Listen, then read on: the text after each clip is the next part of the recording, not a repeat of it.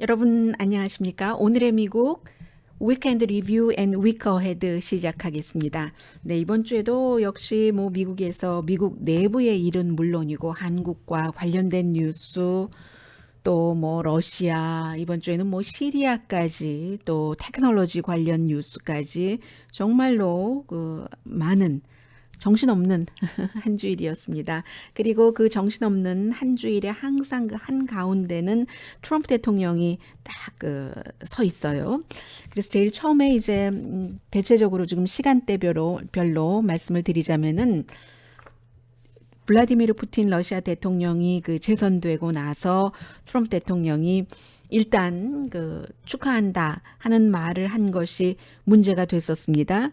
그리고 나서 뭐 비난도 이어졌고요. 왜냐하면 워낙에 그 러시아의 블라디미르 푸틴의 이번 선거가 부정선거가 있다는 것도 있고, 그리고 뭐 워낙에 아주 그 독재자의 전형이죠. 그래서 얼마 전에 한 몇 개월 전에 제가 여러분들께 그 티란이라는 책을 읽고 그 책에 관한 독후감 내지는 책 리뷰를 이 그 유튜브에 올린 적이 있었습니다만은 그 이후에 한국에서도 티란이라는 그런 그 작은 책이 번역돼서 나왔었던 것으로 알고 있는데, 그 책에 보면은 블라디미르 푸틴 또를 포함한 러시아라든가 구소련이 어떻게 그 페이크 뉴스로 정치라든가 선거를 조작하는지 그런 부분들이 적혀 있죠. 그래서 그런 것과 마찬가지로 뭐 언론을 완전히 장악하고 페이크 뉴스를 통해서 재선이 된 사람을 트럼프 대통령이 축하한다고 했다고 비난을 했는데, 그 뒤에 이제 며칠 사이에 여러 가지 그 분위기가 바뀌었기 때문에요. 지금 미국에서는 시애틀에 있는 그 러시아 영사관의 문도 닫았고, 그리고 60명의 러시아 그 외교관과 또 정보원들을 추방해서 이제 뭐 날짜 다 이번 주말까지는 나가야지 되겠네요. 그리고는 블라디미르 푸틴도 똑같이 지금 제일 먼저 영국에서 이 같은 조치가 시작이 됐죠. 영국의 그 이중 스파이, 러시아인이지만 러시아를 위해서 스파이로 일했었고 나중에 영국을 위해서 일했기 때문에 이 사람이 그 러시아에서 수감 생활까지 하고 러시아와 영국의 스파이 맞바꾸기로 해서 영국에서 살고 있었는데 딸과 함께 집 앞에서였다죠. 2차 대전 당시에 구소련이 썼던 그런 신경가스 공격을 구소련이 아니라 현재 그 러시아 정부로부터 공격받아서 딸은 젊어서 그런지 갑자기 지금 회복력이 굉장히 좋아지고 있다는 뉴스도 어제 그제인가요? 나왔었습니다. 그런 일에 대한 그 서방 세계에서 영국의 이 같은 공격을 우리 땅에서 하는 것을 우리가 참을 수가 없지 하고 영국이 러시아 외교관 추방했고, 러시아도 역시 영국 외교관 추방했고, 영국이 트럼프 대통령에게 SOS를 쳐서 우리와 같이 해달라 했더니 트럼프 대통령이 좀 다른 나라들을 어떻게 하는가, 다른 나라들도 같이 한다면 해서 이제 다른 나라들이 쫙 뭐 프랑스, 독일, 나토에서도 그 구소련의 그 외교관들을 추방을 하고, 미국도 마찬가지로 미국이 가장 많이 추방을 했고, 그 결과 러시아의 블라디미르 푸틴도 똑같은 숫자 60명이라는 미국의 외교관을 추방한 이런 일이 있었습니다. 그런데도 그 아직 그 지금 그 미국의 트럼프 대통령이 블라디미르 푸틴에 대해서는 기본적으로 비난하지 않습니다. 그의 이름을 들어서 비난하지 않고, 그런데 이제 이 정도가 되면은 블라디미르 푸틴과 사이가 나쁘게도 갈 수 있다는 것인가? 조금 이제 부분은 지켜봐야지 될 문제고요. 그리고 이제 푸틴이 그 재선됨으로 인해서 앞으로 그 또 오랜 동안 몇 년 동안 또 대통령을 할 테니까 오히려 미국에서는 아베 신조 일본 총리가 이제 그 푸틴과 그쪽의 그 그런 그 논란도 있잖아요. 어쩌면 그 평화 조약을 맺을 것이다, 이런 얘기를 오히려 더 관심 있게 보는 사람들도 있습니다. 그리고는 이제 러시아 얘기가 나왔으니까 이번 주 후반부에 들어서 미국 언론은 아직까지 보도하고 있지 않지만 영국 언론 가디안이 보도하기를 트럼프 대통령이 되기 훨씬 전에 그 라트비아에 호텔을 그 지으려고 했는데 라스베가스 수준의 호텔, 뭐 카지노 다 포함한 거죠. 이 트럼프 대통령이 카지노로 해서 돈을 벌기도 했고 돈을 잃기도 하고 했었던 사람입니다. 그러려고 하다가 그런데 그 라트비아 쪽이니까 아무래도 그 러시아의 도움도 필요했고 해서 러시아와도 가깝고 뭐 우크라이나 태생의 음악인 원래 트럼프 대통령 가문과 알고 있는 사람입니다. 이 사람이 러시아의 미국 대선 개입 스캔들에도 그 한가운데도 들어있는 사람인데 그런 사람이 주선을 해서 또 그 블라디미르 푸틴과 가까운 또 다른 사람과 연관해서 이렇게 그곳에 호텔을 지으려고 하다가 그 관계자들이 우크라이나와 뭐 라트비아 등의 관계자들이 굉장한 그 범죄를 저지르고 했었기 때문에 그래서 무산됐는데 그 일로 인해서 라트비아가 오히려 미국에 이 트럼프 대통령 같이 개입하고 트럼프 대통령이 그 당시에 이제 그 맨하탄에 있는 자신의 트럼프 타워에서 관계자들도 만났다는 거거든요. 40분 예정 시간 해놓고 4시간을 만났다는 이런 그 조사를 다 했고 이 같은 조사가 FBI에서 이미 한 것인데 역시 미국의 지금 특별검사도 눈여겨보고 있는 것이고요. 공화당은 그 사이에 특별검사가 1년 넘게 조사를 했는데 아무것도 안 나오지 않았냐 하는데 특별검사 1년 넘게 조사하지 않았습니다. 아마 약간의 보도를 하는 그 공화당 측에서 혼돈이 있던지 아니면 그렇게 말하는 것인지는 모르겠습니다만은 특별검사가 임명된 것은 지난해 6월이었었죠. 5월 달에 이 러시아 사건을 수사한다는 이유로 코미 연방 수사국장을 대통령이 해고했고 5월 달에 해고하고 약 한 달쯤 있어서 계속 이제 수사를 하기 위해서 공화당과 민주당이 거의 그 만장일치로 그 정도 사람이면은 정말 훌륭하지 하면서 지금 그 로버트 멀러 특별검사를 임명을 했으니까 6월 달부터 특별검사가 뭐 바로 그 임명된 날부터 일을 시작했다 하더라도 지금 뭐 3월 달이잖아요. 3월 말 4월이잖아요. 그러니까는 아직 1년은 되지 않았습니다. 그런데 그 조사하는 과정에서 FBI나 미국의 그 법무부가 트럼프 대통령의 아주 정말 그 나쁜 방향으로 그 부당 수사를 했다. 직권을 남용하면서 그 점을 오히려 수사를 해야지 된다. 제2의 특별검사를 임명을 해야지 된다. 하는 주장을 트럼프 대통령과 트럼프 대통령의 지지자들이 많이 해왔습니다. 그런데 최종적으로 그 임명을 법무장관이 하는 거니까요. 제프 세션스 법무장관이 그럴 필요 없다. 제2의 특별검사 임명이 필요하다고 생각되면 할 텐데 그 전에 연방검사를 지명을 했습니다. 그가 수사를 해서 과연 그 연방수사국과 법무부가 트럼프 대통령에게 해가 되는 수사를 하고 있었다는 것이 증명이 되면 증거가 있으면 그제서야 이제 제2의 특별검사를 임명하겠다 하고 얘기를 했습니다.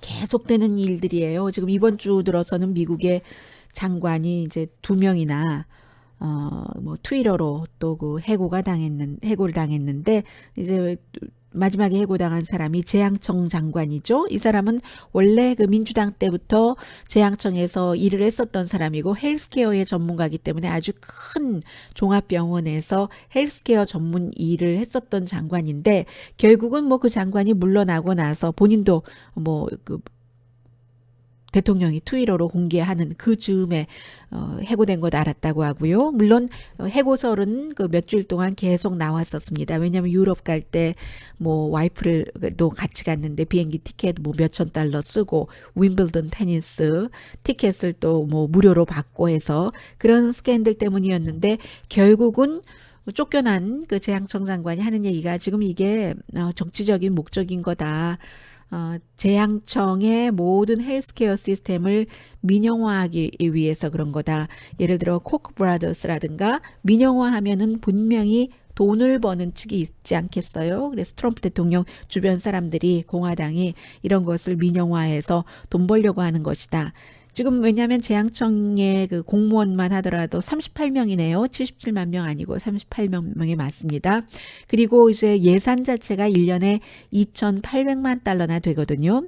그러면 이 가운데 물론 그 천만 달러 정도는 뭐 보상 같은 것도 많이 있죠. 재향군인들에게. 어쨌든 뭐 거의 3천만 달러 예산이 있는 곳이니까 굉장히 많죠. 지금 이번에 새로 연방 그 국방부가 가장 크니까요. 예산도 많고 국방부의 예산이 7천만 달러니까 뭐 반 정도는 반 조금 안 되는 것 아니겠어요? 여기에 이제 현재 재향청 장관을 해고하고 대통령의 주치의를 지명을 했습니다. 라니 잭슨이라는 사람. 물론 훌륭한 주치의지만 뭐 공화민주가 다 좋아하고 오바마 때도 주치의였고요. 그러나 이렇게 뭐 38만 명이나 되고 재향군인만 하더라도 900만 명이 넘기 때문에 더군다나 지금 재향청이 여러 가지 헬스케어 시스템 문제 등등을 안고 있는데 그 도전적인 시기에 큰 조직을 이끌어 본 경험이 없는 사람을 임명한다는 것은 말이 되지 않는다. 게다가 대고 대통령은 늘 주변에서 마음에 드는 사람을 너 이거 해봐라 저거 해봐라 그 분야에 전문성이 전혀 없어도 그렇게 그 임명을 한다 하는 얘기입니다. 이 사람이 그 대통령 건강 보고서를 발표할 때 이보다 더 건강이 훌륭했었던 대통령은 역대 대통령 가운데 없었다고 그렇게 그 발표를 해줬잖아요. DNA가 아주 좋은 DNA인 것 같다고. 그런데 약점은 이번에 얘기하지 않았어요. 어떠한 이유가 있었는지는 모르겠습니다만은 대단한 비만이고 대통령이 뭐 200 몇십 파운드니까요. 그리고 콜레스테롤 약도 아주 그 강한 것을 먹는다 이런 얘기는 하지 않았어요. 또 콜레스테롤 약을 먹는 것은 항상 그 심장 질환이라는 미국에서 그 사람들 사망률이 높은 병과 연관되는 것인데 그런 부분은 얘기하지 않았습니다. 그런 게 마음에 들었던 거겠죠. 대통령으로서는.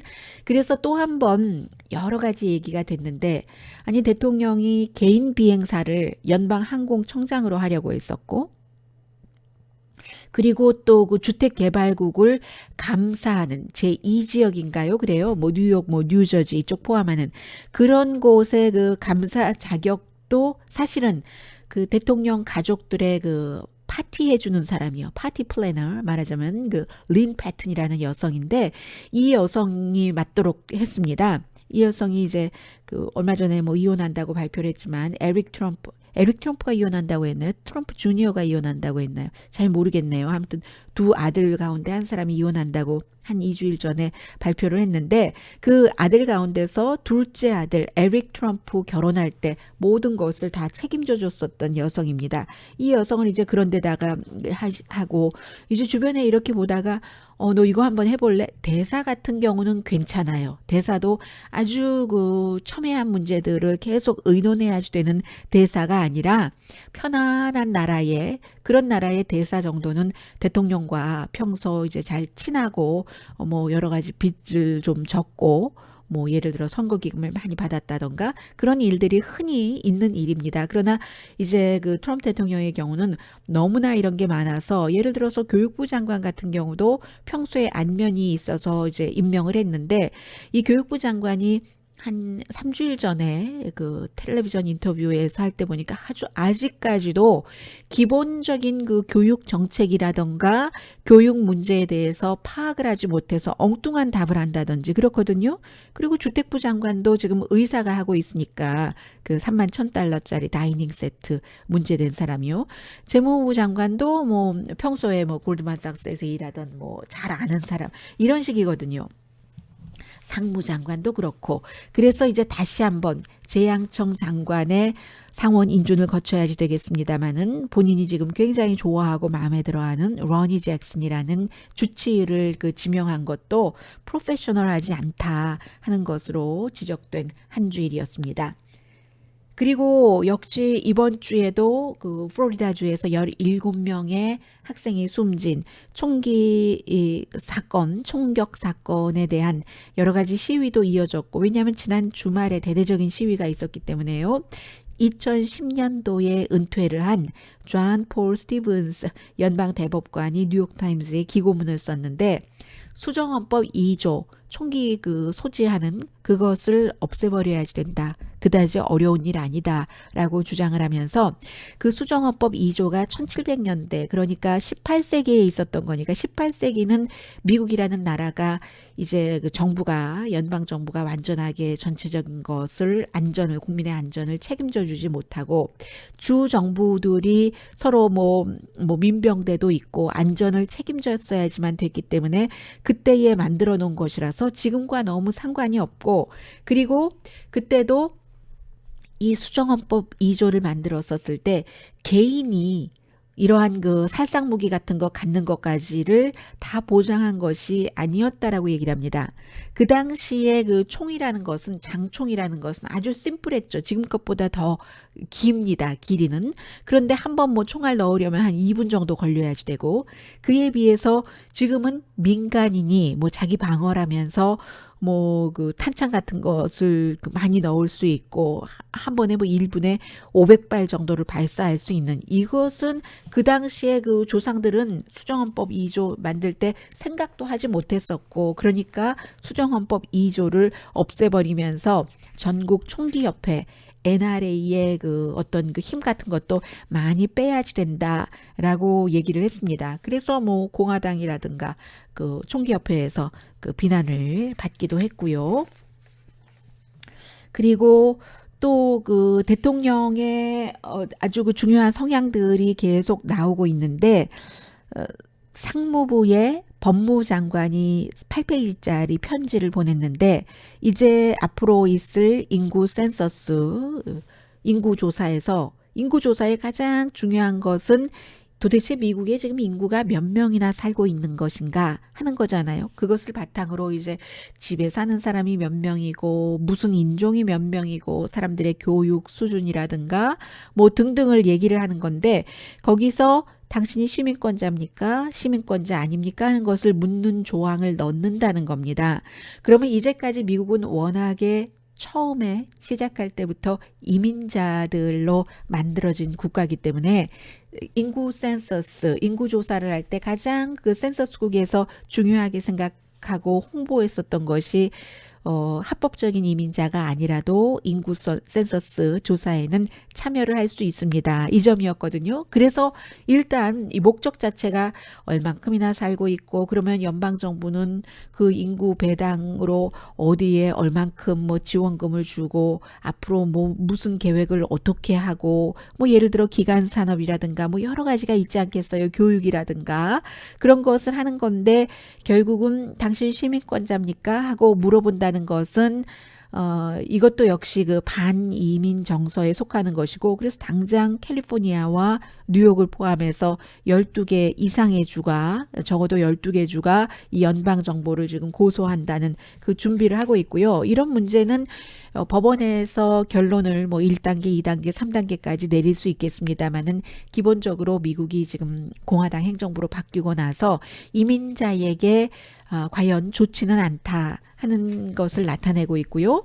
그러나 이제 이것도 지역에 따라서 달라서 대통령이 너무 잘하고 있다. 심지어는 한인들이 굉장히 많이 살고 있는 곳이에요. 오렌지 카운티라고 뭐 오렌지 카운티 한인 뭐 정치인들도 있고 공직자도 있고 합니다만은 정치인은 없나요? 지금 나가려고 하는 거죠. 네, 그 공직자 그 오렌지 카운티 슈퍼바이저의 미셸 스틸박 슈퍼바이저 위원도 있지만 오히려 그 슈퍼바이저 같은 경우는 슈퍼바이저가 그 지역구의 어떤 그 지역 주 정부의 하원 의원, 상원 의원보다는 더 많은 국민들을 커버를 합니다. 한 뭐 300만 명 정도 커버를 하니까요.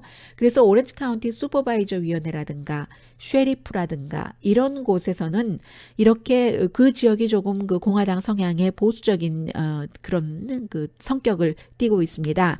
그래서 이런 지역에서는 지금 아무리 캘리포니아주가 이민자를 넘어서 서류 미비자까지 포용을 한다고 하지만 그러나 우리 동네는 예외를 한번 시켜보겠어 이런 움직임을 많이 하고 있거든요. 그래서 슈퍼바이저 위원회에서도 어떤 결의안 같은 것을 통과시켰고 그 결의안이 지금 캘리포니아 주가 전체적으로 서류 미비자들도 함부로 추방할 수 없게 하는 그런 그 법안을 만들었기 때문에, 그런데 우리 동네는 예외하겠다. 우리는 뭐 추방하는 그 정부법에 따르겠다 하는 얘기예요. 그게 슈퍼바이저 위원회나 쉐리프나 또 오렌지 카운티 레지스터도 멕시코에 벽 사는 건 너무 훌륭한 아이디어입니다. 이런 사설까지 냈고요. 심지어는 특히 드리머에 대해서는 어렸을 때 부모와 함께 미국에 왔기 때문에 미국에서 교육받았고, 또 뭐 예를 들어 멕시코에서 왔다 하면 스페니쉬도 쓸 줄 모르고 말할 줄도 모르고 부모와 겨우 대화하는 정도고, 영어가 본인들의 언어인 줄 알고 미국에서 살아서 다 컸는데, 이게 뭐 의회에서 어떤 포괄적인 이민 개혁안이 통과되지 않기 때문에 오바마 대통령이 대통령의 그 행정명령으로 임시로 이 드리머들에게 함부로 이 드리머들을 내쫓지 못하도록 하는 다카라는 약자로요, 그런 프로그램을 만들었는데, 이 공화당 가운데서도 미 럼니라는 전 매사추세츠 주지사는 참 온건한 사람에 속하거든요. 그리고 이 사람이 이제 최근에는 2012년도에 버락 오바마와 경쟁을 했었고요. 공화당의 대선 후보로서. 그때도 미 럼니는 이제 두 가지가 아킬레스건이었는데, 하나는 몰몬이라는 것. 그런데 이 몰몬이라는 것은 이제는 받아들이는 것 같아요. 카톨릭의 경우는 존 F 케네디를 미국인들이 대통령으로서 만들면서 받아들였고, 이 대통령의 이혼 문제에 대해서는 로널드 레이건이 재혼한 사람이니까 레이건을 받아들이면서 또 받아들인 것 같고, 몰몬도 지난번에 이제 미 럼니 그 후보에 대한 그때 이제 이미 그 받아들이는 것 같은데, 보수적이지 않다. 이 부분에 대해서 지금 그 미 럼니가 유타주의 연방 상원의원으로 나가고 있거든요. 이번 주에 모든 다카들을 나는 다 내쫓아 버리겠다, 이런 말을 했어요. 그래서 사실은 이 다카 수혜자들은 어렸을 때 부모 따라서 미국에 온 그 젊은이들이기 때문에 공화당이건 민주당이건 이민을 찬성하건 반대하는 사람이건 참 인간적으로, 아니 어린아이들이 무슨 죄가 있는가? 여기서 뭐 10년 이상 살고 하면 미국 사람인데 그 아이들을 어디로 보낸단 말인가? 이런 감정이 상당히 많거든요. 근데 그럼에도 불구하고 이 밋 럼니라는 사람이 본인이 이제 확고하게 이제 그 공화당 성향의 아주 그 강성이다 하는 것을 보여주기 위해서 다카 수혜자들을 다 추방해버리겠다, 이런 말까지 나온 이번 주입니다. 그리고 대통령이 며칠 연속 아마존을 상당히 공격을 했어요. 세금도 내지 않고. 그리고는 이제 물건 배달도 미국의 우정국이 지금 엄청난 적자를 겪고 있는데도 뭐 막 그 뭐죠? 뭐 디스카운트 많이 받아서 우정국에 피해를 주고 있다. 이런 얘기인데 사실과 다르거든요. 우정국이 아마존에 의해서 돈을 벌고 있고, 그런데 이제 이 같은 얘기하는 것도 기본적으로는 이 제프 베조스라는 아마존의 창업자를 굉장히 싫어하고, 더군다나 이 제프 베조스가 몇 년 전에 워싱턴 포스트를 샀는데 워싱턴 포스트에서 트럼프 대통령을 좋아하지 않기 때문에 여러 가지 그 사설로 비난을 하고 하니까 싫어하고, 그리고 또 그 트럼프 대통령의 부동산 개발을 하는 친구들이라던가 아주 큰 쇼핑몰의 그 오너라든가 이런 사람들이 아마존 때문에 장사 못 해먹겠다고 하는 거예요. 대통령에게 이게 이럴 수가 있는가 하고, 대통령 자신도 충분히 71세의 트럼프 대통령이지만 여러 가지 굉장히 다른 이제까지의 지도자와는 차별이 되는 새로운 모습을 보이지만, 이 트럼프 대통령 자체가 과거의 산업 자체도 과거의 산업에 좀 사로잡혔다는 표현은 좀 부당하고요. 과거에 좀 이렇게 딱 스틱돼 있다고 할까요? 그런 부분이 없지 않아 있거든요. 그래서 이제 그 여러 가지 그 친구들의 불만을 듣고도 그렇고, 게다대고 제프 베조스가 싫고 해서 아마존을 굉장히 비난을 해서 이번 주 주식값을 탁 떨어뜨리는데 큰 뭐 기여라면 역기여를 했었죠.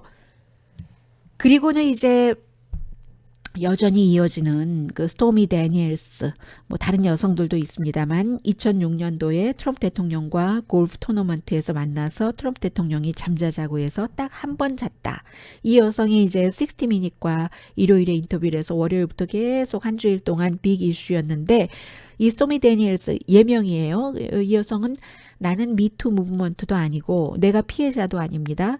그리고 그런데 내가 왜 이런 말을 하냐면 지금 뭐 트럼프 대통령 주변 사람들이나 사람들이 나에 대해서 제멋대로 말하고 있잖아요. 내가 돈 때문에 그런다던가 기회주의자라던가 유명해지고 싶어서 그런다던가 아닙니다. 나는 진실을 말하는 겁니다 하면서 대통령과 2006년도 그 당시에 한번 잠을 자고 그 뒤에 대통령이 그 했었던 그 프로그램에 출연할까 싶어서 만났는데 결국은 그게 아니다 싶어서 헤어지긴 했는데 그리고는 이제 그런 얘기를 하려고 이 잡지 저 잡지 뭐 텔레비전 하려고만 하면 트럼프 대통령의 그 측근 변호사가 와서 어떤 땐 돈 주고 합의도 했고 어떤 때는 뭐 협박 같은 것도 받았고 했다면서 인터뷰 다 해놓고 나가지 못한 왜냐하면 그 잡지사도 협박했기 때문에 그런 일도 있고 이제는 나는 싫다 다 싫으니까 돈 그때 뭐 13만 달러 받았던 것도 돌려주고 나는 차라리 할 말을 하겠다 뭐 이런 식으로 얘기를 계속 하고 있는 거죠.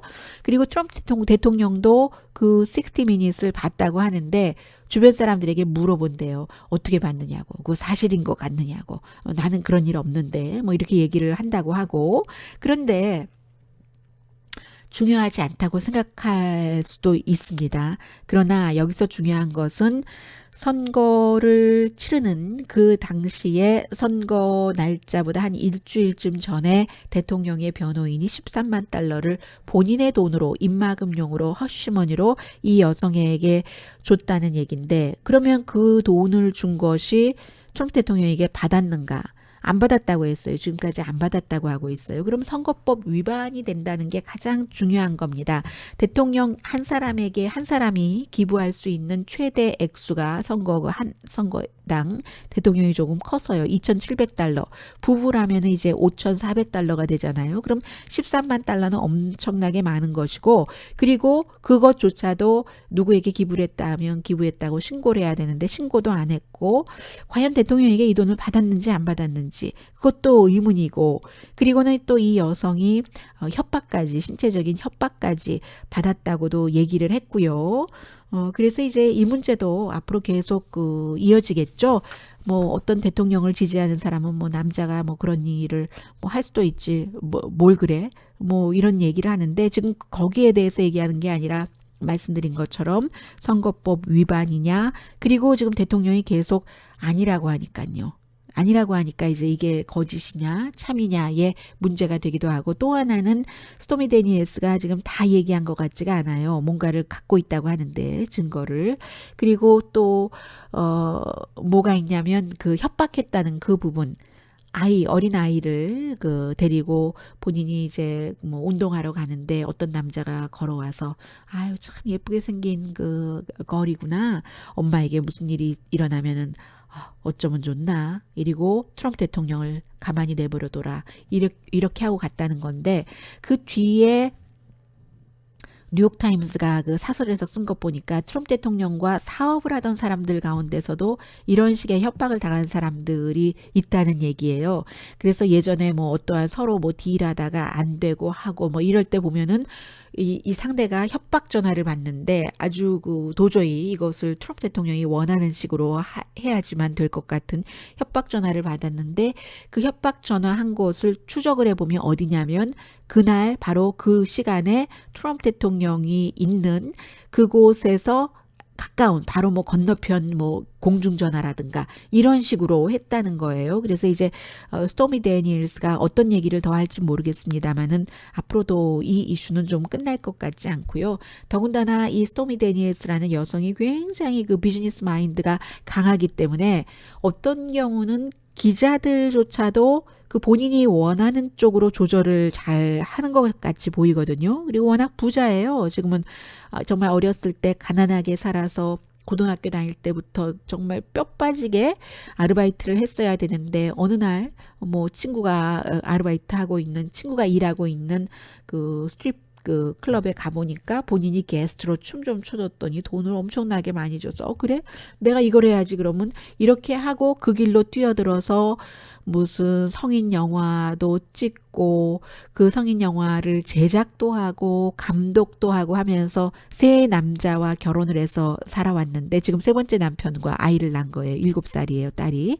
그런데 그 결혼한 남자들도 뭐 포르노 영화를 뭐 촬영하는 사람이라든가 영화 음악을 맡고 있는 사람이라든가 이런 그 식이고요. 그리고 그 승마를 워낙에 좋아해서 말도 그 여러 마리를 갖고 있고 여전히 그 뭐 돈도 많고 하는데도 스트립쇼 같은 것을 한다고 하잖아요. 그 사이에 조금 멈췄었는데 요즘에는 아니 내가 요즘에 이렇게 유명해져서 돈을 이렇게 많이 벌 수 있는데 그 기회를 왜 놓쳐요? 이렇게 하면서 한다는 겁니다. 그러니까 스토미 데니엘스로서는 요즘 이렇게 트럼프 대통령에 대해서 인터뷰를 하고 다니는 것이 전부 본인의 상업적인 가치를 높이기 위한 비즈니스 모델일 수도 있는 거죠. 여기에 대해서 트럼프 대통령이 한마디도 지금 공개적으로는 비난하지 않고 있어요. 변호사들이 대응하지 말라고 한다고 하죠. 그래서 트럼프 대통령이 공개적으로 본인에게 기분 나빠할 그런 얘기들과 행동들을 하는데 공격하지 않는 사람이 딱 두 사람입니다. 현재까지는 스토미 데니엘스와 블라디미르 푸틴 두 사람이에요. 자, 그리고는 이제 위켄드 리뷰, 위크 어헤드. 이번 주에 미국에서 가장 중요했었던 일은 한국과 연관된 또 북한과 연관된 일입니다. 제일 레이티스트부터 말씀드리자면은 결국은 그 FTA 그 무역 협상이 뭐 거의 그 마무리된 것 같다 했는데 하루인가 이틀 만에 트럼프 대통령이 그 자유무역협정 최종안을 연기할 수도 있어. 이렇게 그 연설에서 얘기를 해서요. 이게 트럼프 대통령이 뭐 거의 그 최강에 대한 관세를 면제하고 자동차는 브랜드별로 지금 수출하는 것은 뭐 한 11,000대 넘어본 적이 없대요. 그런데 25,000대로 돼 있었는데도 그 목표율을 이제까지 못 채웠던 거예요. 그것을 브랜드당 5만 대로 하고 그리고 이제 픽업 트럭에 대한 수출 관세는 20년을 더 연장해서 2041년까지 한다는 건데 픽업 트럭은 어차피 지금까지 미국에 한국에서 한 대도 수출하지 않았었습니다. 다만 이제 그 서류상으로 그렇게 한다는 것이고 그래서 대통령의 그 무역 자문이 피로 나바로 교수가 이 사람은 주류 그 경제계와는 시각을 좀 달리하고 있어요. 그리고 중국을 굉장히 비난하고 있고 이 사람이 게리콘 경제자문을 결국은 내쫓은 사람이잖아요. 이 관세 문제로 인해서 백악관에서. 그래서 이 피로 나바로가 홈런이다. 이것은 왜냐하면 또 트럼프 대통령이 되고 나서 첫 번째 중요한 무역 협상이었기 때문에 홈런 쳤다 우리가 이렇게 얘기했는데 하루인가 이틀 만에 이거 연기할 수도 있다. 왜냐하면 you know why? 하면서 그 연설할 때 그 앞에 있는 사람들에게 이게 아주 강한 카드거든. 이 카드를 어떻게 쓸 수 있는지 두고 보자 했는데 여기에 대해서 그 뉴욕타임스는 지금 뭐 김정은 그 위원장이 시진핑 주석을 만나고 이렇게 저렇게 해서 이거 시진핑 주석이 나보다 북한에 대해서 영향력이 더 있을 수도 있는 거야? 하면서 지렛대가 없어지거나 줄어드니까 좌절의 그런 그 표현으로 문재인 대통령에게 중국 쪽에 붙지 말고 미국 내 쪽으로 와서 일해야지 되겠소 하면서 그 내가 원하는 나와 그 조안 볼튼이 원하는 뭐 트럼프 대통령이 조안 볼튼까지 넣지는 않았겠지만 이 북한의 핵을 한꺼번에 그냥 확 다 폐기를 해야지 되는 이쪽으로 문재인 대통령이 지지를 해야지 돼 하는 것을 암시를 하는 거랍니다. 그래서 문재인 대통령이 김정은 위원장을 만나고 트럼프 대통령도 김정은을 만나고 그 뒤에 이것을 최종적으로 할 수도 있다는 그런 얘기로 이제 뉴욕타임스는 여러 사람의 그 전문가를 인용을 해서 지금 그 보도를 했고요. 트럼프 대통령이 하는 일은 모르니까 또 다음 주에 뭐 무슨 말을 할지 봐야지 알겠죠. 그 사이에 이것을 협상의 예술이라고 얘기하는 사람이 많지만 협상의 예술이 아니라 굉장히 짜증난다, 쪼잔하다, 믿지 못할 미국인의 하는 그 소리와 그 인내심의 한계 같은 것들이 점점 줄어든다는 것도 그 동시에 그 전해드립니다. 그리고는 정말로 중요한 것은 미국에서도 노스코리아와 사우스코리아 지도자가 4월 27일에 만나는 것, 그리고 그 전에 이제 한국의 케이팝 가수들도 가서 공연도 하고 하는 것을 정말 역사적인 미팅이다 하고 보도를 하고 있거든요. 그런데 이제 그보다도 더 그 중요했었던, 결국은 뭐 이게 다 비핵화로 가기 위한 그런 것인데, 비핵화에 관한 정의는 서로가 다르지만요. 지금까지 이제 미국 대통령들이 그렇게 뭐 군사 공격 같은 옵션을 쓰지 못했던 것은 인간 생명이 희생되는 것을 알기 때문에 쓰지 못했고, 그리고 그렇게 극박하지 않았기 때문에 북한과 직접적인 딜을 하지 않았고, 북한 측에서도 원치 않았었고, 몇 번 하다가 깨지기도 했고, 서로가 그 부분에 대해서는 북한이 어긴 것도 있고 미국이 어긴 것도 있어요. 그래서 이제 깨지기도 했고 하는데, 이번에 또 더군다나 위성을 보면은 북한에서 새로운 원자로가 가동되는 것이 나왔고, 그래서 아마 트럼프 대통령과 김정은 위원장이 만날 때는 이 새로운 원자로가 중요한 그 핵심 안건이 될 것이라는 게 뭐 미국의 거의 모든 전문가들의 얘기인데, 물론 북한에서는 이것은 에너지용이다라고 얘기를 하고 있지만요. 어쨌든 이 비핵화를 그 중심에 두고 김정은이 그 중국을 비공식 방문하긴 했는데, 이 비공식 방문이 이만저만한 방문이었어야죠. 비공식이라고 하는데 가는 곳마다 그 아버지의 그 예전에 중국을 방문했었을 때와 거의 비슷해요. 근데 가는 데마다 아무튼 레드 카펫을 다 깔아줬고요. 예전에 김정일이 2000년도에 중국을 방문했잖아요.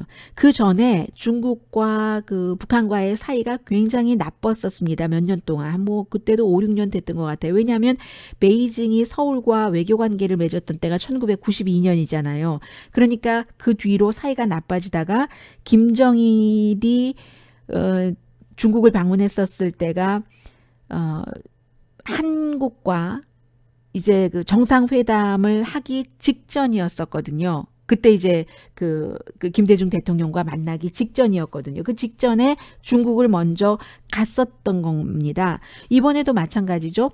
이번에도 김정은이 들어와서 지금 6년 동안 굉장히 뭐 중국에서 보낸 특사도 만나지 않고, 그리고 중국 측에서도 이래 어리고 말이야, 아들뻘이고, 시진핑 그 주석이 볼 때는요, 아들뻘이고 뭐 어리고 뭐 게다 대고 고분고분하지도 않고 하니까 계속 김정남 그 엄마가 다른 김정일의 또 다른 아들, 김정은보다 훨씬 나이가 많은 이 김정남을 중국에서 관리를 하면서 장성택도 이제 중국과 여러 가지 뭐 이권 사업 같은 것에 연관도 있고, 중국과 장성택은 이제 고모부는 나이가 또 중국의 지도부와도 비슷하니까 또 잘 통했잖아요. 오랜 동안 통해왔고, 그래서 이렇게 김정남을 카드로 갖고 있는데, 이게 이제 자꾸만 그럼 북한에서 김정은을 내리고 김정남을 쓸 수도 있다는 거야, 이런 얘기를 김정은이 들으면 들을수록 이거는 아니지, 나도 뭐 아이 아빠고 나도 권력을 유지를 해야지 되고, 정말 너 죽고 나 죽고식이네. 그럼 너 죽고 나 살든지 아니면 너 살고 나 죽든지, 이런 식으로 해서 결국은 이제 김정남을 살해를 하고, 그 전에 장성택부터 이제 그 총살을 하고 했었다는 것 아니겠어요? 그러니까 중국으로서는 더 기분 나쁜 거죠. 그 본인들의 중국의 관리하에 있는 김정남을 김정은이 그렇게 그 살해를 해버렸어요. 사이가 얼마나 나빠졌습니까? 그런데 이번에도 역시 마찬가지로 아버지가 한국 정상과 만나기 전에 먼저 그 중국을 방문한 것처럼 김정은도 똑같은 시점도 똑같죠. 그리고 경제구역을 통해서 갔어요. 단동을 통해서. 이번에도 단동에서 잠깐 내리는 거 보니까 레드카펫 쫙 그 앞에 깔려져 있던데요. 그런 식으로 이제 그 김정은이 시진핑 중국 국가주석을 만난 이것, 김정은을 과소평가하지 말아야지 된다 하는 얘기가 사실은 몇 개월 전부터 미국에서 계속 나왔는데, 이번에 이 일로 뭔가를 던질 줄도 알고 카드를 쓸 줄도 안 해. 뭐 이런 그 평가를 지금 그 다시 미국에서는 하고 있습니다. 그리고 무엇보다도 이제 그 중국 방문에서는 중국이나 북한이나 서로 필요한 점이 있는 거죠. 이제 미국과 회담을 한다고 하면서도 우리가 말이에요. 미국과 가까이 가려고 하는데 그래도 뭐 중국과도 뭐 이런 식으로 해서 중국도 그 뭐야? 우리가 그럼 뭐 사이드라인으로 뒤쳐져야지 돼 하는데 갔으니까는 사이드라인이 아니라는 것을 중국이 뭐 미국이나 한국이나 북한 측에 다 보여주는 것이고 김정은은 아직도 중국은 우리 뒤에 있어. 아무리 그래도 그렇지 수십 년 한국전 때부터 혈맹이었었던 뭐 어디 가겠어? 그 관계가 이런 것을 중국도 북한도 좀 갖고 있고요. 이런 식으로 이제 그 두 나라 사이에서의 이번 방문이 조금 정리가 될 수도 있고 그리고 그럼으로 인해서 그러면 그 김정은과 도널드 트럼프 미국 대통령과의 회담이 깨질 가능성도 있는 거 그것도 아무도 모르죠. 왜냐하면은 그 트럼프 대통령이라는 사람을 알 수가 없기 때문에 그거 모르는데 중국에서는 회담이 깨지면 깨질수록 더욱더 중국의 그런 그 역할이 크다고 생각을 할 것 같고 미국에서도 지금 양재측 그 정치국 위원을 한국에 보내서 다 설명하고 그 뒤에 청와대에서도 아니 북한의 그 핵이라는 게 수십 년 동안 된 건데 어떻게 텔레비전 스위치 끄듯이 텔레비전 끄듯이 코드 하나 딱 뽑으면 뽑아지는 게 아니고 이게 어떤 절차가 있어야지 되지 않느냐. 그러니까 리비아식의 단번에 이거는 안 된다는 것을 사실은 청와대에서도 얘기를 한 거예요. 이제 그런 부분들이 여기까지가 일단은 위크엔드 리뷰에서 말씀드릴 수 있는 부분이고요. 그리고 이제 또 하나는 이번 주에 미국에서 제가 목요일날 여러분들께 전해드렸는데 미국의 뉴욕타임스가 계속 이 기사를 굉장히 많은 사람들이 봤다 해서 이런 형태로 저런 형태로 프론트 페이지에 웹사이트에 계속 두고 있거든요. 유관순 한국의 독립운동가 해서 지금까지 1800년대부터 미국의 뉴욕타임스가 그렇게 오래된 신문이에요. 아주 좋은 신문이고요.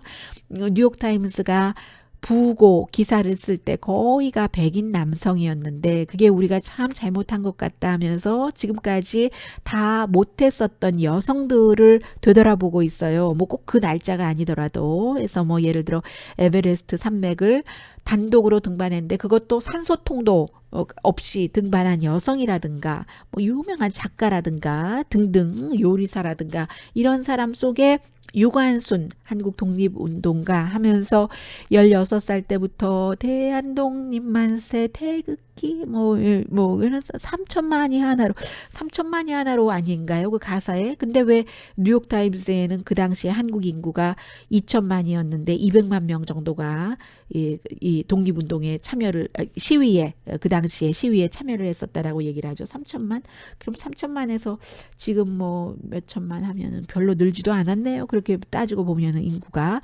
그래서 유관순이 이화학당에 다닐 때 그때 시위를 하고 이화학당 문을 닫아버리고 뭐 학생들을 가두고 또 유관순도 그 뭐 천안으로 내려갔다가 시위하고 태극기 날리고 휘날리고 하다가 서대문에 구속되고 고문당하고 17살 1920년 9월 28일에 숨졌는데 그래서 결국 유관순은 1902년이니까 한일합방 전에 태어나서 해방 전인 1920년도에 숨졌는데 참 숨지기 전에는 서대문에서도 다른 사람들 석방시키라고 하고 손톱이 빠지고 코와 귀가 찢겨지고 내 팔다리가 부러져도 이런 나의 신체 고통은 나라 잃은 고통에 비할 수가 없습니다.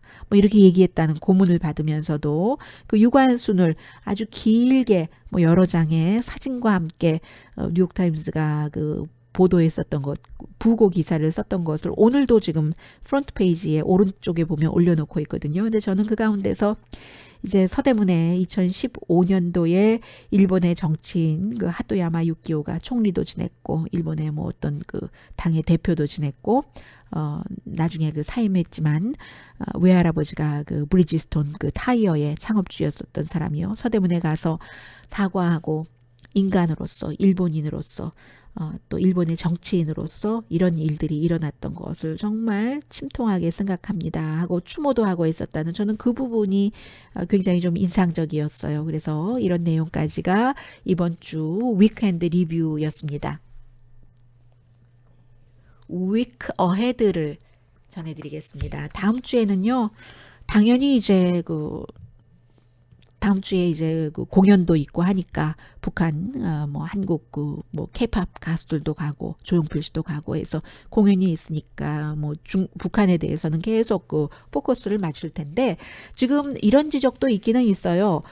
중국이 김정은을 압박을 해서 김정은이 중국까지 가게 된 거다. 초대 자체는 이제 시진핑 중국 국가주석이 했다고는 하지만, 왜냐하면 중국이 유엔이 압박하라고 하는 이상으로, 그 유엔의 요구 이상으로 북한을 압박을 했다는 겁니다. 예를 들면 이번 주에도 보니까 파이낸셜 타임즈 보면은 정유 수출 경우는 올해 1월 2월 달에 175.2톤을 북한에 중국이 했는데, 이게 2017년 첫 6개월 동안 한 달 평균의 1.3%밖에 안 돼요. 그때는 몇 톤이었냐면 13,500톤 정도는 됐거든요. 그런데 이번에는 1월달, 2월달에 평균 175.2톤이었다고 하니까, 석탄 수출도 지난 3개월 동안 전혀 없었어요. 2월 28일까지.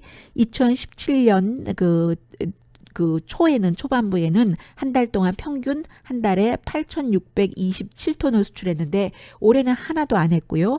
강철 수출도 올해 2개월 동안 한 달 평균 257톤이었는데, 전에는 지난해에는 같은 기간에 한 달에 뭐 15,100톤 정도씩은 했거든요. 그러니까 너무 김정은이 너무 힘들어서 살 수가 없다는 겁니다. 그래서 결국은 가서 결국은 이렇게 뭐 서로 얼굴 도장 찍고 있기 때문에 중국이 좀 제재를 풀어줄까? 이것도 미국에서 굉장히 지켜볼 것이고요. 그리고 이제 중국은 뭐 당연히 모두에게 우리 중국이 이렇게 영향력이 있어, 모든 해결점은 결국은 중국을 통해야지 된다니까, 이것을 이제 강조한 것이고, 더군다나 다음 주에 이것도 큰 뉴스가 되는 게, 중국의 외무상인 왕위가 러시아를 4월 4일과 5일 이틀 동안 방문하잖아요. 중국의 외무상이 왕위가 러시아를 방문한다는 것은 결국은 직후에 김정은이 뒤이어서 러시아를 방문한다는 것으로 미국에서는 해석을 합니다. 중국이 먼저 가서 김정은이 뭐 여기 왔었는데 우리가 이런 얘기를 했고, 우리가 이렇게 압박하니까 러시아는 어떻게 하고, 러시아와 중국이 합의를 하겠죠. 합의를 하고, 그리고는 이제 또 김정은이 가서 뭔가를 하고, 그래서 굉장히 다음 주에 지금 중국의 왕위가 러시아에 가고, 과연 김정은이 러시아를 갈 것인가? 간다면 언제 가는가? 가면은 문재인 대통령 만나기 전에 가지 않겠어요? 그러니까 굉장히 중요한 이슈가 뉴스가 되겠죠. 그래서 어찌 보면은 미국에서 이번에 김정은과 시진핑 주석이 만난 것을 조심스럽게 낙관한다라고 표현을 했잖아요. 백악관에서 올바른 방향으로 가고 있다. 이 올바른 방향이라는 것은 미국이 압박하고 미국이 주도하는 유엔이 압박을 해서 그 압박의 힘이 너무 아팠구나, 북한으로서 그것을 확인할 수 있었다는 것인데, 그런데 미국에 알리지 않았잖아요. 그 이후에 통보는 했지만 그것은 뭐 회담이 다 끝나고 김정은이 북한으로 돌아간 뒤에 미국에 알린 것이니까, 사실 미국으로 봐서도 굉장히 무시당한 거죠. 중국이 무시한 거죠. 그 부분에 있어서는 협조하지 않았잖아요. 온다 간다 소리 하지 않고 가고 나서 왔다 갔다라고 얘기를 했으니까는요. 그런 부분이 있어서 다음 주에 굉장히 큰 뉴스가 계속 되겠죠. 그리고 주식시장 같은 경우는 지금까지 미국이 트럼프 대통령만 많이 쳐다봤었습니다. 쳐다봐서 실제로 올라갔어요. 그런데 이번 주에는 아마존을 공격하고, 또 뭐 트럼프 대통령과도 뭐 연관이 좀 있는 페이스북에 이슈가 있었잖아요. 개인정보 유출하고 이런 것. 그런 기술주들이 굉장히 많이 내려가서, 아마존에 대해서 트럼프 대통령이 비난하니까 아마존이 얼만큼 빠졌나요? 굉장히 많이 빠졌어요. 뭐 6,100억 달러 손해봤나 그렇거든요. 페이스북은 뭐 더 많이 손해봤지만요. 7,500억 달러. 페이스북은 기간도 길었고 그리고 너무나 유럽에서도 지금 청문회에 출석하라고 하니까요. 그래서 애플, 뭐 알파벳, 구글의 모 회사요. 뭐 마이크로소프트 다 빠져서 테크놀로지 주식이 뭐 한 2,780억 달러 정도가 빠졌다고 하던가요. 뭐 그럼 1조의 한 4분의 1 이상이 빠진 거잖아요. 뭐 이런 부분들이 다음 주에도 지켜봐야 될 부분이고 역시 아마존에 대해서 대통령이 오늘 아침에도 트윗을 했기 때문에 예를 들어서 우정국이 아마존의 소포를 하나를 배달을 하면은 한 개당 1달러 50센트를 잃어버린다. 그리고 워싱턴 포스트는 로비스트로 등록을 해야지 된다. 왜냐하면 워싱턴 포스트가 아마존 계속 띄워주고 하니까 아마존의 사주가 제프 베조스라서 이런 얘기를 하고 있는데 근데 이게 지금 팩트 체크에 따르면 다 맞는 말이 아니에요. 신문사가 무슨 뭐죠? 로비스트로 등록하는 것도 그렇고 워싱턴 포스트요. 기자들이요. 사주 싫어하는 기자들 굉장히 많아요. 사주가 헬스케어 시스템 깎고 전에 비해서 그리고 처음에는 막 기자 숫자도 내려주더니 비즈니스 출신 아니라고 할까봐 사업가 출신 아니라고 할까봐 기자들도 점점 줄이고 한다고 워싱턴 포스트 기자들이 뭐 허핑턴 포스트 이런 데다가 글 써요. 제프 베조스 싫어하는 글 쓰고 아마존도 그 직원들 대우 철저하게 하라고 얼마나 아마존 사주를 욕하는데요. 그리고 또 하나는 우정국이 아마존 배달 하나 하면 1달러 50센트 잃어버린다. 이거는 완전한 거짓 뉴스거든요. 우정국이 스스로 발표를 했어요. 아마존 때문에 큰 돈 벌고 있고요. 실제적으로. 그리고 아마존은 다른 업체와 같은 돈을 낸다. 아마존이라고 해서 물량이 많다고 해서 특별히 깎아주는 것이 아니라 이 우정국의 규제에 따라서 똑같이 한다라고 얘기를 했기 때문에 그래서 지금 다음 주에도 이 아마존 주식은 어떻게 될지 모르겠고요. 이번 주에도 미국에서 뭐 여러 명의 장관이 트위터를 통해서 해고가 됐습니다만 요즘 미국에서요. 승진되기 두려워하는 공무원들이 많대요. 이 트럼프 행정부에서는 올라갔다 하면 계속 뭐 어떠한 스캔들의 한가운데에 쓸 수도 있고 그리고 정치 싸움에 말려들고 싶지도 않아서 공무원은 미국도 철밥통이라고 하거든요. 그러니까 나 오래 여기서 일해야지 되는데 뭐 잠시 반짝했다가 나 그냥 해고되기 싫어 해서 그냥 그야말로 말 그대로 미국식 표현으로도 고개 팍 숙이고 일하는 공무원들이 굉장히 많다고 하거든요. 그리고는 이제 그 사이에 대통령의 눈에 띄어서 뭔가가 잘 되려고 하면 아첨을 한다던가 아니면 대통령을 방어한다던가 이러한 것들을 텔레비전을 통해서 하면은 굉장히 좋은 거고요. 그 대표적인 사람이 스티븐 밀러라고 백악관에 대통령 뭐 연설도 써주고 하는 31살밖에 되지 않았어요. 캘리포니아주에서 간 이 사람이 이제 장르고 대통령과 의견 충돌하면 해고돼요. HR 맥메스터 국가안보보좌관 같은 사람 이제 러시아에 대해서 러시아가 대선에 개입한 게 분명합니다라고 얘기를 했잖아요. 북한에 대해서는 강성이라 할지라도 그리고 렉스 틸러슨 국무장관이 끝내 결국은 모런이라고 대통령 바보 멍청이 아니야 이렇게 말을 했었을 때부터 사이가 갈라졌고 스티브 배넌이라는 백악관 수석 전략가 같은 경우는 저 사람이 대통령을 조정해 하니까 나보다 낫단 말이야. 시사주간지 타임도 스티브 배넌을 그렇게 써주고 말이야 하고 앤토니 스칼라무치 공보국장 같은 경우도 그 자신이 뉴스가 되면 안 되는 겁니다. 다만 이렇게 스티븐 밀러라든가 아니면 여성 있잖아요. 켈리안 코네이처럼 막 싸우면서 이 사람이 똑똑한 사람일 텐데 텔레비전 나와서 대통령을 위해서 인터뷰하는 거 보면은 정말 말이 안 되는 말을 막 하거든요. 그 정도를 해야지 트럼프 대통령을 좋아한답니다. 왜냐하면 그런 말이 안 된다는 것을 알면서도 하는 거예요. 어차피 말이 안 된다는 것을 알면서 어떻게 저 사람 저렇게 말을 해? 하고 비난하는 사람이 타겟이 아닌 거죠. 어머 그게 사실이야? 아마존의 물건을 미국의 우체국이 우정국이 배달을 하면 한 번 배달할 때마다 1달러 50센트나 잃어버려? 오, 대통령이 말했는데 대통령이 어떻게 거짓말을 하겠어? 이렇게 믿는 사람만 타겟으로 한다는 겁니다. 그래서 이렇게 해야지 지금 그 트럼프 대통령 그 앞에서는 여러 가지로 승승장구한다는 게 되겠고요. 그리고 또 주변에서 큰 일을 좀 이렇게 높은 직책에 있는 사람들은 웬만하면 대통령 눈에 안 띄려고 한다는 그런 거죠. 그래서 장관 같은 경우는 릭 페리 에너지 장관, 에너지부 이 장관이 전에 본인이 이제 공화당 예비선거 후보였었을 때 본인이 대통령이 되면 3개 부서를 없애버린다고 했어요. 미국에서. 근데 그 가운데 하나가 에너지 부서거든요. 그 사람이 지금 에너지부 장관 돼 있어요. 텔레비전에도 안 나오고 아주 조용히 지내요. 그래서 대통령 눈에 안 띄니까 대통령한테 별로 야단도 안 맞고요. 부비서실장도 좀 그런 케이스예요. 원래 자레드 쿠슈너 사위 그쪽에서 일을 했는데 부비서실장으로 발탁이 됐습니다. 아니면 이제 중국과의 무역에 대해서 굉장히 글로벌리스트를 비난을 하고 이 피로 나바로 그 백악관 그 무역 그 자문처럼요. 또 트럼프 대통령은 본인과 동의하는 그런 말을 듣기를 굉장히 좋아하기 때문에 그렇다면 된다는 거예요. 그리고 아니면 가족이 되던가 이방카라든가 또 그 자레드 쿠시너라든가 그것도 안 되면 가족처럼 되거나 어제 그제 그만둔 호프 익스라는 공보국장 그 29살의 젊은 여성이요.